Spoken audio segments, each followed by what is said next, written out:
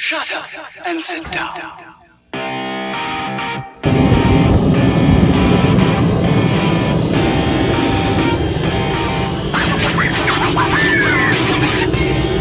What's up, everyone? It's been a really long time since I've made a video.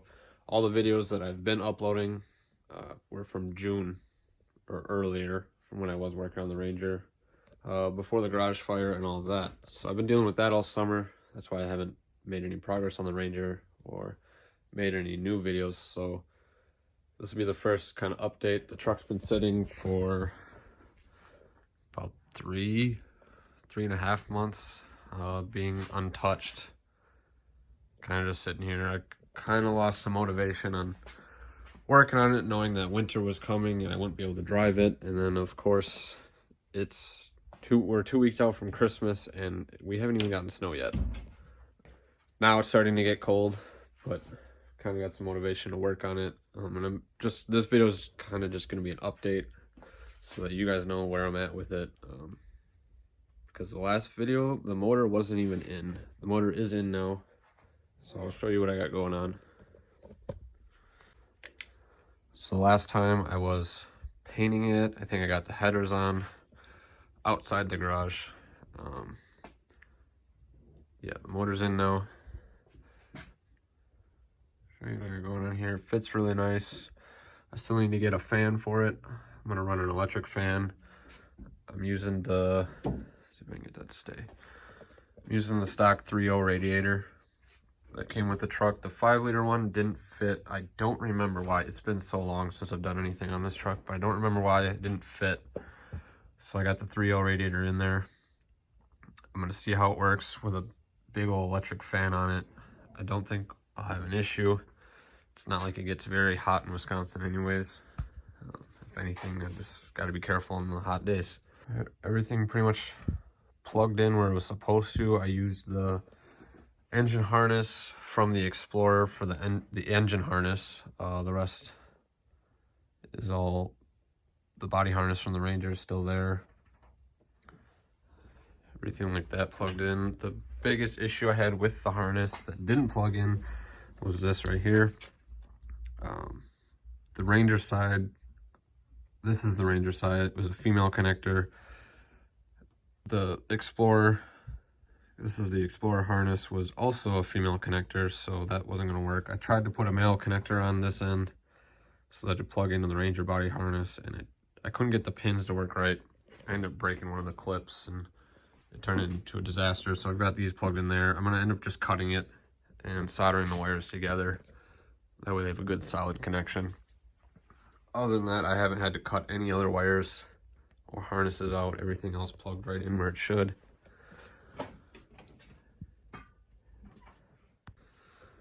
Seems like the biggest question was swaps. I had the same question, was what headers do you run? These are the headers that I got. I found these on Marketplace near me. Some guy was selling them. I think I paid $50 for them, I want to say. Maybe a little bit more than that. Here's the from Summit. Here's the part number. But I'm going to tell you, they do not work. You can see the collector there. It's sitting right on my frame. Passenger side is all right.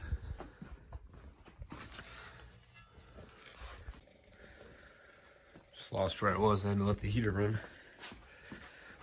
I was talking about the exhaust headers here. On the driver's side, I don't see a problem. That one clears just fine. A lot of people said they wouldn't work on the driver's side, but they have stock Rangers with the stock steering. I obviously don't have stock steering, so mine cleared just fine. So on the passenger side, I'm gonna have to cut them,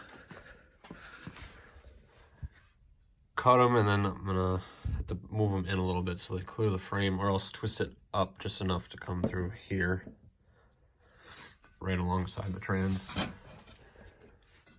I'm waiting on that to see where I get the transfer case all said and done before I tackle that.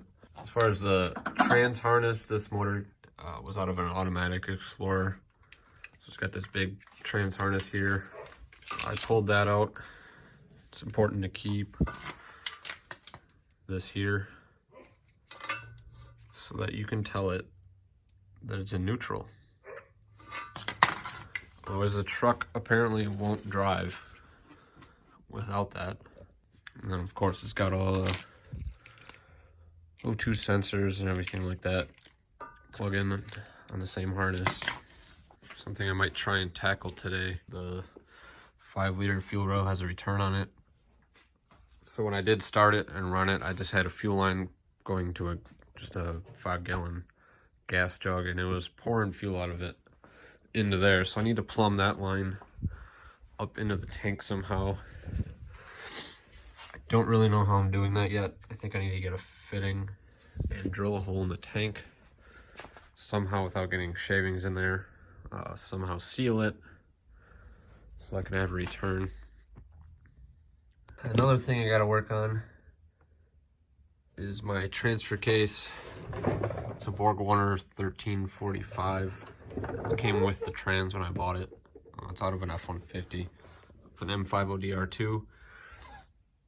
With the transfer case in the stock position, it wants to hit the frame up here. It doesn't sit inside the frame very nice. And it hangs down too low. I can't get a good pinion angle or anything like that. So what I tried to do was unbolt it, turn it down to clock it or time it. And the next position, when you move to the next set of holes, is like almost 90 degrees up and down. And it's pretty close to touching the ground as the truck sits right now. And I think that looks kind of weird, and I don't want to drive around like that. So I need to find a clocking ring, timing ring for it, which I haven't been able to find yet. So if anyone knows what kind of clocking ring I could use for this transfer case, it would be much appreciated. All right, I just moved the bed back so I can plumb that fuel line I was talking about, return line. Right here, I've got it plumbed back. I need to find some type of fitting to go into the tank. I thought about tapping this line just so the fuel can return.